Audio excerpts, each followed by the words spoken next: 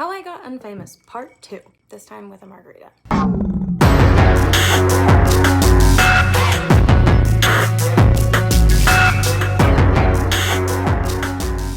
My name's Kalie Shorr. I am a recording artist, songwriter, and podcast/radio host. You have to have watched part 1 to understand anything about part 2, so go back and watch it if you haven't already. We have covered everything from releasing my debut album to right before the weekend when the world shut down. It is now March 12th, 2020, the East Coast leg of my first ever headlining tour. The shows were really important because one of them was at a casino, and casinos pay a lot more than other shows. For example, the show I had in LA paid $450. Casino show paid $8,000. Fucked me up by doing the low-paying shows first. Literally, our flights were the next day. We made the call to postpone the dates. Nobody knew how bad COVID was gonna get. One of the big losses was financial. The biggest loss was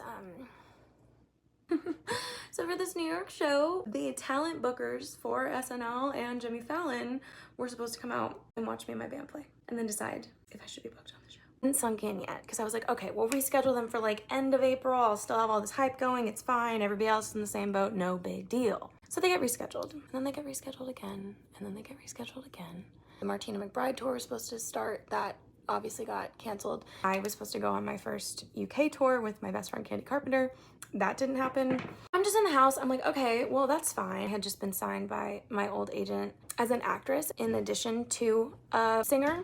Yeah, I'm sitting around the house, but I also got an audition for Euphoria. I'm so close on several things, but I was auditioning for a bunch of shit, and I was working with this amazing acting coach named Bridget Berger, and she slaps. So if you need an acting coach in Nashville, hit her up. I'm like, okay, things aren't that bad. It's fine, it's fine, it's fine. Then like May happens, and I'm like, this is gonna be a lot longer than I anticipated. Like I said, I was dating somebody at the time, and it was really interesting because I think we got closer in our relationship than we would have otherwise because I was supposed to be on tour for that entire time. His family lived close to Nashville. I loved them and was so happy to be included in the kind of family that I always wished that I had growing up. We would just go there all the time. I think I got really close to his family way faster than I normally would have because of that. I also think that I didn't know to set the boundaries that I needed. It just happened so fast. Sisters are calling me their sister and tell his mom I love you. Like it was a lot.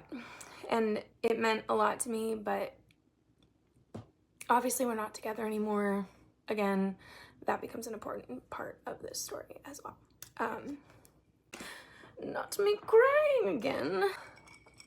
Literally from March to September, I'm doing barely anything. And that was fine because nobody else was either. Some things that I'd had in the works before COVID finally started coming together. One of them was a podcast. You can still listen to it anywhere. It's called Too Much to Say. It was produced by Bobby Bones and iHeartRadio. And that was a huge opportunity that also becomes part of the story later as well. So file that away. In October of 2020, I announced through a huge feature in Variety magazine that I had signed a record deal with a New York record label. I was really excited. They believed in me so much. It wasn't like a ton of money up front, but it was enough that I was like, this is definitely like the next stage. We re-released Open Book as Open Book Unabridged. This was one of the most fun and successful eras of my life, but I don't know if I did or ever will fully grasp how big that era was because I was stuck in my fucking house. For example, I did one of my favorite music videos I've ever done with this director named Tyler Dunning-Evans. It was for a song I wrote called My Voice, and it was the first single off Open Book Unabridged. And this was the music video. Too rock for country, too country for punk, but who said I had to pick either one? And then this was when it premiered in Times Square. Yeah, I had a billboard in Times Square. That slapped. However, I couldn't go to New York because of COVID. So a really lovely girl at the record label walked to an empty ass Times Square to take that video and send it to me. The album gets released December of 2020. I feel on top of the world. I got a Spotify playlist cover. That was something that had never happened to me before. Streams were up. Everything was doing great. My voice charted on the Billboard Country Airplay charts at number 50. Everything's going amazing. And then my song Amy goes viral. And in every aspect of my life, Amy was the beginning of the end.